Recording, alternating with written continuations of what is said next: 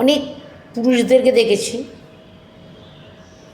যে তারা তাদের স্ত্রীকে যখন তখন অপমান করে, অশ্লীল ভাষায় গালিগালাজ করে।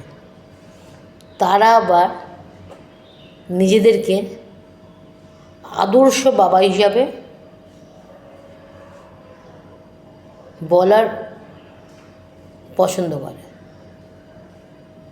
আগে আদর্শ বাবা তো পরে হবে, আগে আদর্শ স্বামী হয়ে দেখাও।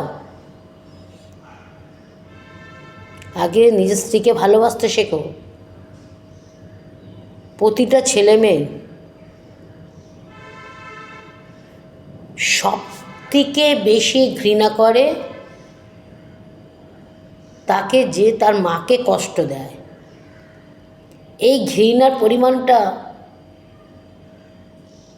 বাড়তে বাড়তে এতটা জায়গায় চলে যায় যে তারা পিতৃত্ব টানকে অস্বীকার করে। তাই সন্তানের কাছে হিরো হয়ে কোনো লাভ নেই।